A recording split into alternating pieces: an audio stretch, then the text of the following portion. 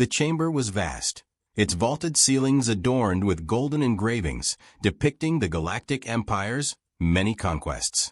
Delegates from over 100 species filled the room, their voices rising in a cacophony of debate. Some hissed, others growled, and a few communicated in ultrasonic frequencies, their contributions discernible only through the translation nodes embedded in every seat. The discussion was heated, and the subject of their argument was a tiny, unassuming planet in the far reaches of the galaxy. Earth spat a reptilian delegate, his forked tongue flickering with disdain. A backwater world. Primitive. Their technology is centuries behind ours. They are barely spacefaring, added another, a multi-limbed diplomat from a species known for their intellectual arrogance. Yet their system is rich in resources. It is only logical to annex it before they squander what they barely understand.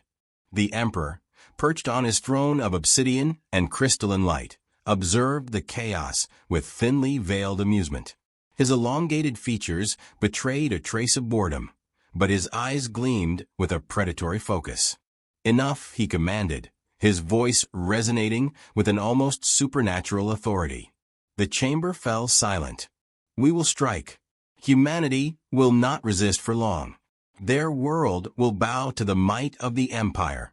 It was then that a figure stepped forward, his heavy footsteps echoing against the polished floor. General Zalak, towering over most of the assembly, exuded an aura of raw power. His body bore scars from countless campaigns, and his armor was etched with the sigils of victories past. Yet his expression was grave, and his voice carried a weight that silenced even the most vocal delegates. My Emperor, he began, his tone measured but urgent. To proceed with an invasion of Earth would be a grave mistake. A murmur rippled through the chamber. The Emperor's expression darkened. Explain yourself, General, he demanded, his voice cold. Zalak took a step closer, his amber eyes fixed on the Emperor. Humans are not what they seem.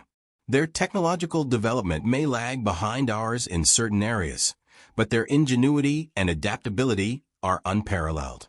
They have transformed their world, harnessing the power of the atom, and, in doing so, have created weapons of unimaginable destruction. The Emperor's brow furrowed. Weapons? You mean they're primitive explosives? No, Your Grace, Zalak replied, his voice firm. I speak of hydrogen bombs, devices capable of annihilating entire cities in an instant. I have seen the aftermath of their wars. The level of devastation they can unleash upon themselves is staggering. Imagine what they would do to an enemy. The chamber fell into uneasy silence as Zalak continued. They do not fight as we do, with honor and discipline. Humans are unpredictable, relentless, and terrifyingly resourceful. A direct confrontation would not be the swift victory you anticipate. The Emperor leaned forward, his interest piqued. You speak as if you know this from experience, General. Zalak nodded. I do, Your Grace. I led a reconnaissance mission to their planet years ago. We believed them to be an easy target, ripe for observation and eventual conquest. What we encountered was unexpected. The room grew tense as Zalak recounted the mission. Our fleet approached their planet undetected, or so we thought. Within hours, we were intercepted by human aircraft, primitive by our standards but devastatingly effective. They used projectiles that tore through our shields as if they were paper. Half our fleet was destroyed before we even touched their atmosphere. He paused, his gaze sweeping the room. It was not their technology that shocked me most, it was their determination. They fought with a ferocity I have never seen. When we attempted to retreat, they pursued us relentlessly. We barely escaped with our lives. The delegates exchanged uneasy glances, their earlier confidence wavering. One, a pale insectoid being, clicked its mandibles nervously. But surely, General, their weapons cannot compare to ours in scale. Zalak's expression hardened. You underestimate them at your peril. During our retreat, I studied their history. Humanity has fought countless wars, each more brutal than the last. They do not merely fight to survive, they fight to dominate. They weaponize everything they touch. Even their conflicts among themselves have driven technological advancements at an unprecedented rate. They are a species that thrives on adversity. He stepped closer to the Emperor, his voice dropping to a near growl. And then there are their nuclear weapons. I witnessed the records of their use in the last global war. The destruction of 2 of their cities, Hiroshima and Nagasaki, by atomic bombs was enough to force an entire nation to surrender. Those bombs were mere prototypes compared to what they have now. A holographic display sprang to life in the center of the room, projecting images of mushroom clouds and the desolation left in their wake. Gasps and murmurs filled the chamber as the delegates absorbed the horrifying images. They call these hydrogen bombs thermonuclear weapons. Zalak continued, his voice grave. One detonation can wipe out an entire continent. And they have thousands of them. The Emperor's expression was unreadable, but his silence spoke volumes.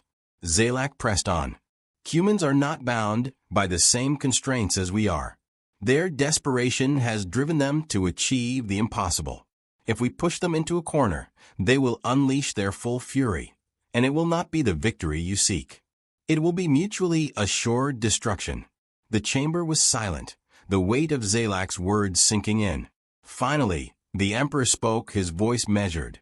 And what would you have us do, General? Allow these creatures to flourish unchecked. Zalak met the Emperor's gaze. I propose caution, Your Grace. Engage them diplomatically. Learn their strengths and weaknesses. Do not provoke them into a war we cannot afford to lose. The Emperor leaned back in his throne, his expression contemplative. You are bold, General, to suggest restraint in the face of such an insult to our supremacy. Zalak straightened, his voice steady. It is not weakness to avoid a war we cannot win. It is wisdom. Humanity is a force unlike any other in the galaxy. Underestimate them, and it will be the Empire's undoing. As the delegates murmured amongst themselves, the Emperor's gaze remained fixed on Zalak.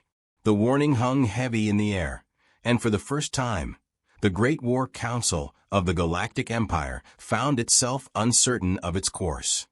Humans are unlike any species we have encountered, Zalak began, his tone commanding attention.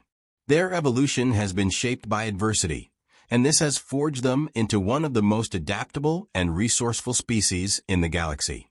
He gestured to the holographic display, which flickered to life with images of Earth's varied landscapes. Their planet is a crucible of extremes, blistering deserts, frozen tundras, dense jungles, and vast oceans. Unlike many of us, who evolved within stable, controlled environments, humans thrived by mastering the art of survival in hostile conditions. This adaptability defines them.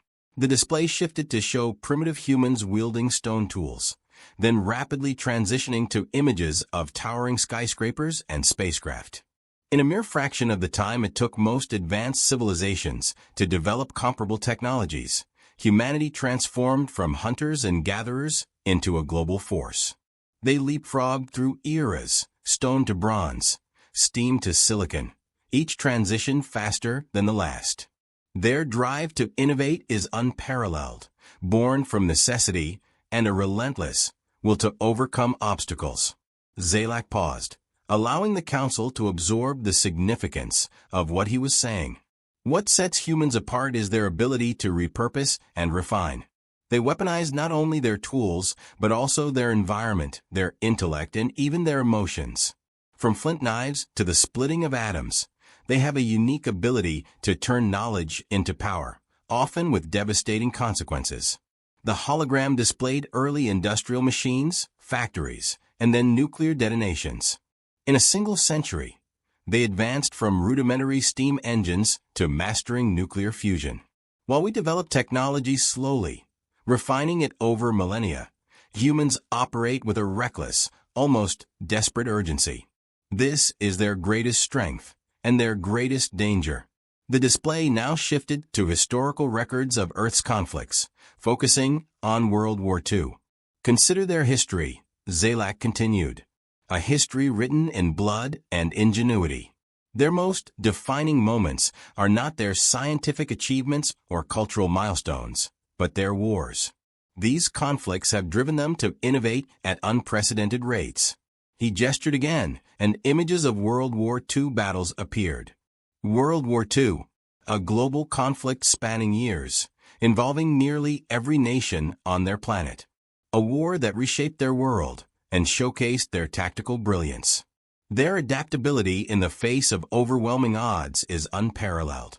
They employed strategies that turned the tide of battle even when defeat seemed inevitable. The holographic display zoomed in on a specific event. The Manhattan Project, Zalak said, his voice grave. A scientific endeavor born from desperation. Within a few short years, they harnessed the power of the atom, creating weapons capable of obliterating entire cities. Hiroshima and Nagasaki, names that echo through their history. 2 detonations were enough to end a war and reshape their world order. The images of mushroom clouds faded, replaced by the somber aftermath. This was not just a display of technological prowess. It was a message. Humanity is willing to go to unimaginable lengths to secure victory. Their ability to endure and adapt under pressure is unmatched. While other species might falter, humans rise stronger after every fall. Zalak's voice grew more intense. Their tactical ingenuity is equally remarkable. They employ unconventional strategies, using deception, resourcefulness, and an uncanny ability to anticipate their enemies' moves. Their soldiers, their leaders, even their civilians, every member of their society is capable of contributing to their war effort. This total commitment to survival and dominance is what makes them so dangerous. The hologram now showed a timeline of technological advancements that followed the war. Their conflicts do not end with destruction. They birth progress. From the ruins of war emerged innovations in science, medicine, and technology. Humanity does not merely survive. They thrive in chaos. And it is this very nature that makes them unpredictable in warfare. Zalak turned to the council, his tone now edged with urgency. Imagine what they could achieve if pushed into a corner. Every war they have fought has taught them to think beyond conventional limits. They would not hesitate to use their most devastating weapons if it meant survival. He allowed the room to settle into uneasy silence before delivering his final point.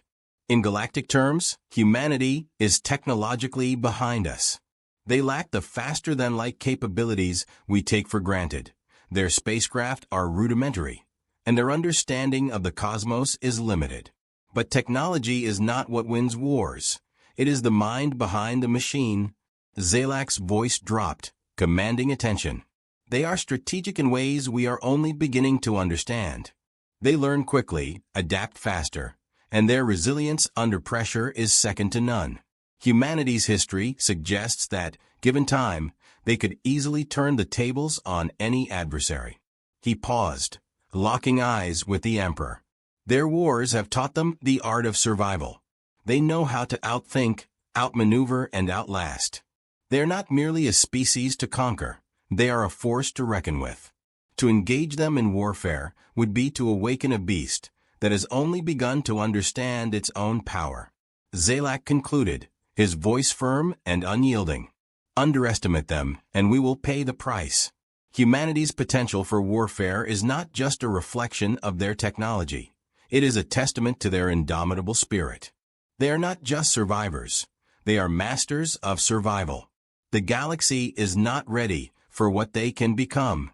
The fleet arrived in the dark void above Earth's atmosphere, gleaming with the Empire's technological prowess. The ships moved in perfect formation, their sleek, alien designs a testament to eons of engineering supremacy. The commanders aboard the lead vessel observed the pale blue sphere below, brimming with confidence. They had not come to negotiate. This was to be a show of force, a prelude to conquest.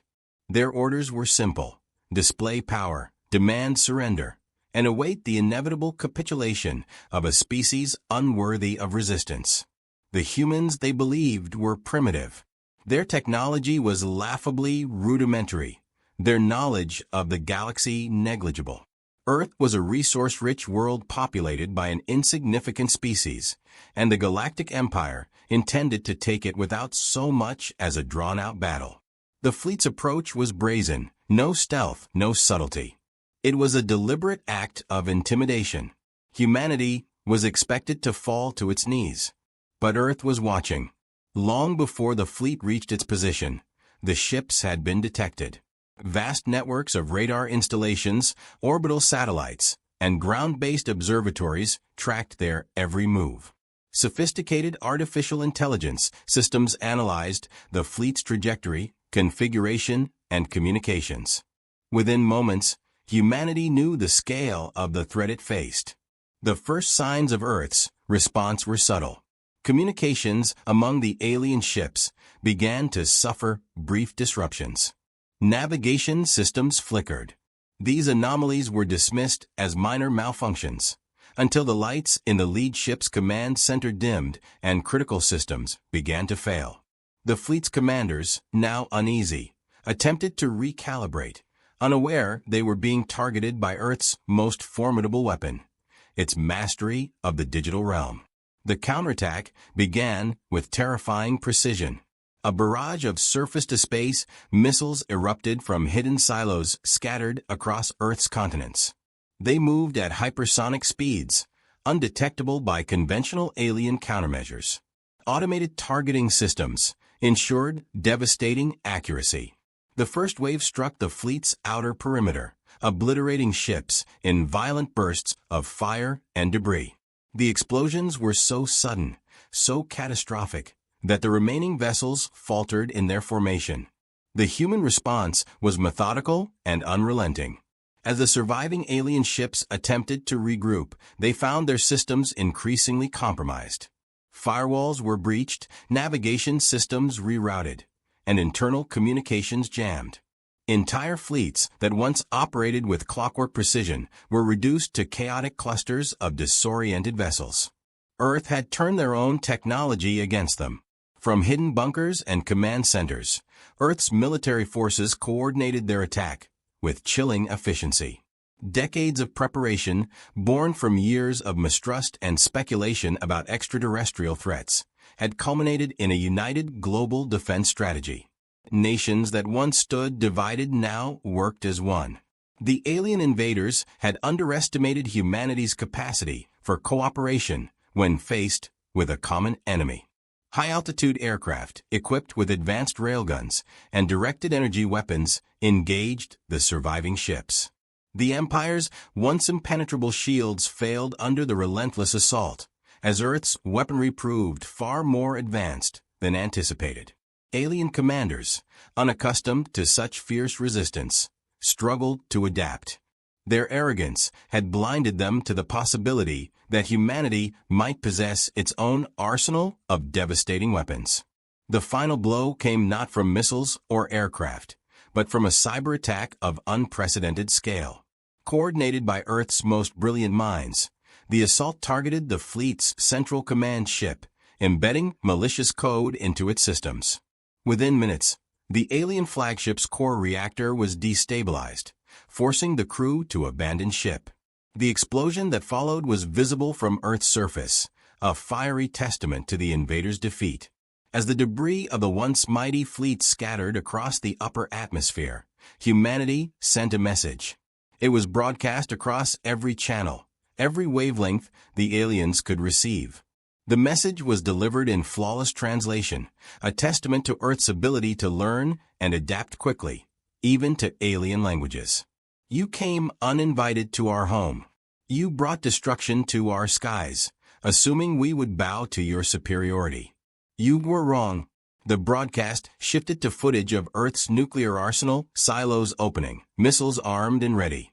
Then, an image of a hydrogen bomb detonating during a test decades prior, a chilling reminder of what humanity had already achieved long before venturing into the stars.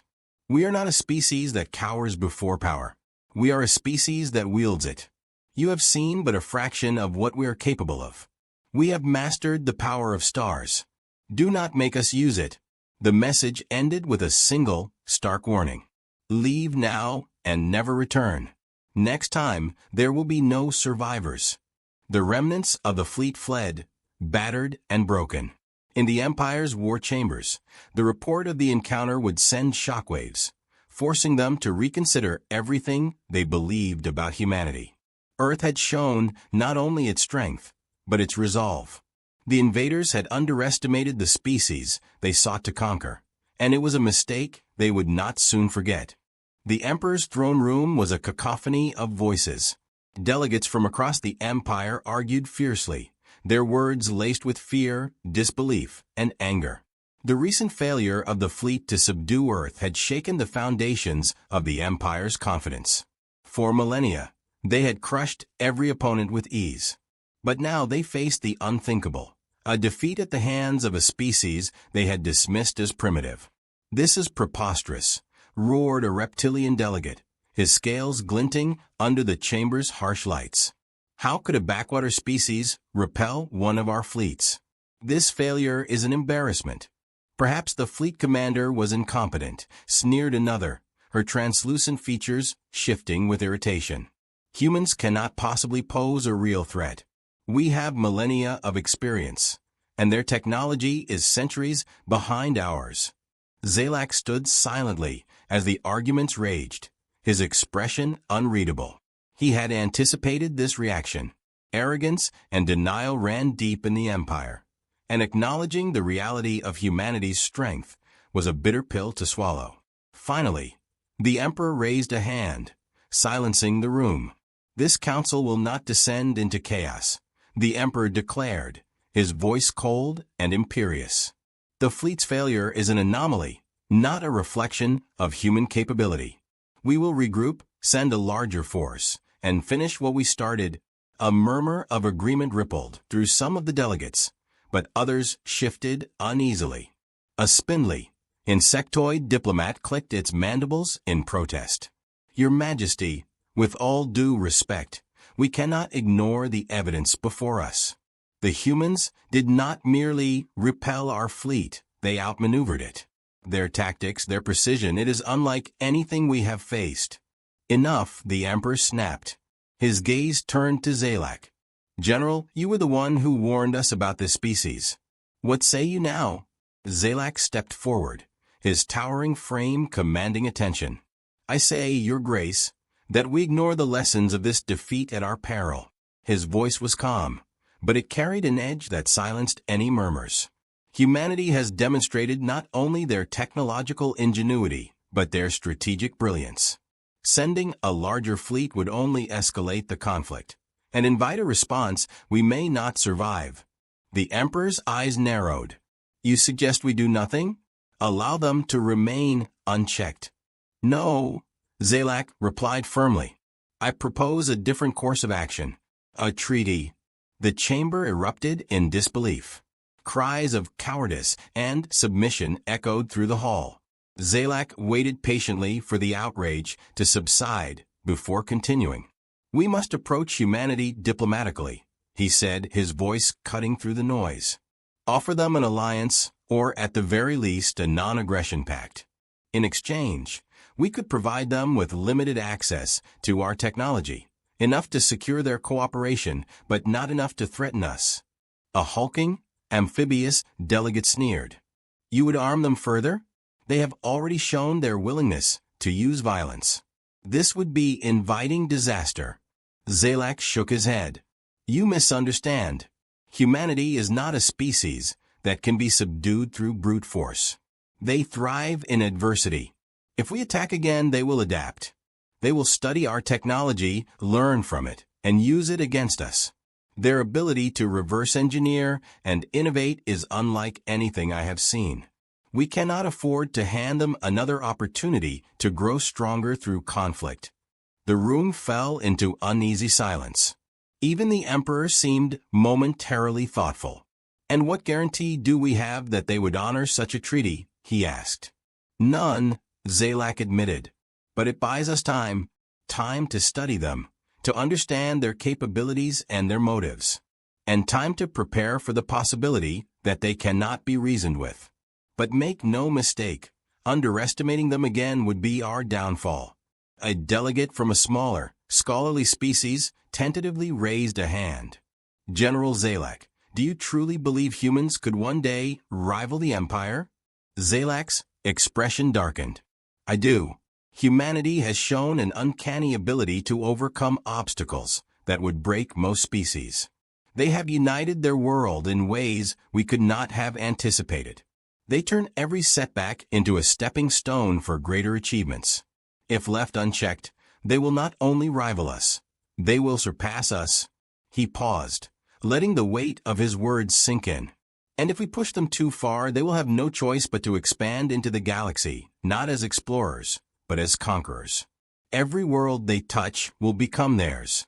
Every species they encounter will be either ally or adversary. We must ensure we are the former.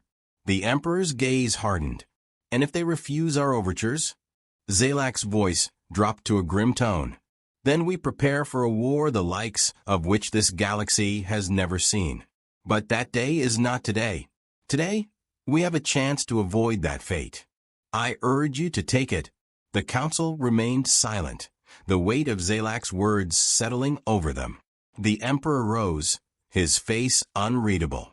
We will consider your proposal, General. But know this, if humanity proves to be as dangerous as you claim, there will be no mercy. Zalak nodded, though his expression betrayed a flicker of unease. As you wish, Your Grace. But remember this, humanity is watching us now. If we do not tread carefully one day, it will be us watching them, powerless to stop what they have become. The conference room buzzed with tension as the leaders of Earth's nations gathered, their faces etched with determination and skepticism. The Galactic Empire's offer of a treaty had set the world ablaze with debate. For the first time in history, humanity was united under a single banner, not by war or tragedy, but by the dawning realization that they were no longer alone in the universe. Let's call this what it is, a sharp voice rang out. The president of one of Earth's superpowers leaned forward, her tone measured but firm. A desperate attempt to placate us. They didn't expect us to fight back, let alone win. Now they're afraid. And yet, countered another leader, a pragmatic diplomat from a coalition of smaller nations, we must consider the risks of rejecting their offer. We cannot fight them indefinitely. Their resources, their technology, if they commit fully, they will overwhelm us. The room grew quiet as a general from Earth's unified military alliance spoke, his voice grave. The treaty is a stalling tactic on both sides. They think they can contain us by feeding us scraps of their knowledge. But if we play this right, we can turn it into an advantage. Murmurs of agreement rippled through the room, though not without resistance. A representative from a newly industrialized nation stood, his face flushed with emotion. We are discussing a treaty with those who sought to annihilate us. Do we trust them to keep their word? Or do we use this opportunity to prepare for the inevitable war? The debate raged on, reflecting humanity's deeply ingrained mistrust of outsiders and its burning ambition to seize the stars. Some argued that the Empire's offer could be a genuine path to peace, a chance to avoid further bloodshed.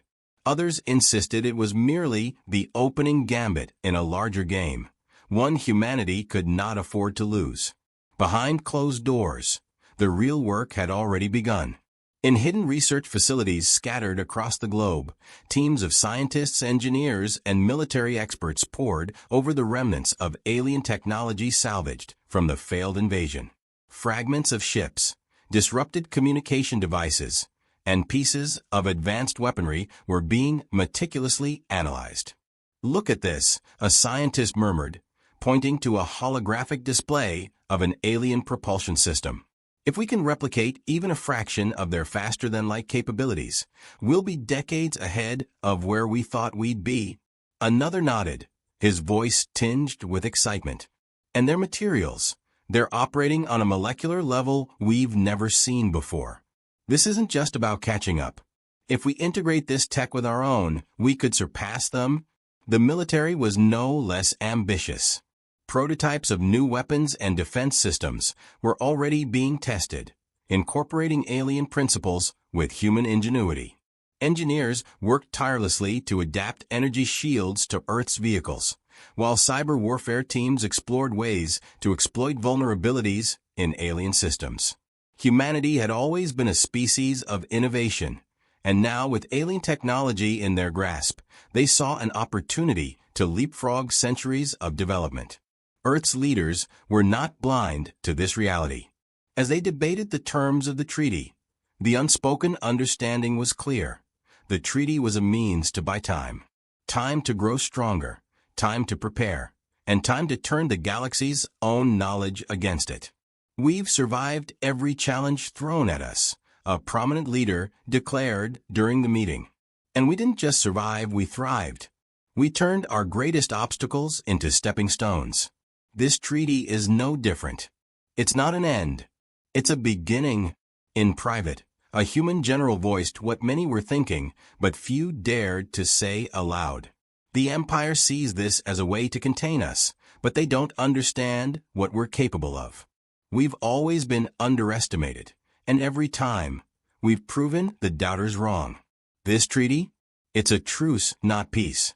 And when the time comes, we'll be ready." As the leaders finalized their response to the Empire, the mood in the room shifted. No longer was it dominated by fear or uncertainty. It was filled with resolve. Humanity had been handed a chance to reshape its destiny, and they intended to seize it. The treaty's terms were carefully crafted, outwardly accepting the Empire's offer, but laced with conditions that ensured Earth's sovereignty and the freedom to develop its newfound technologies.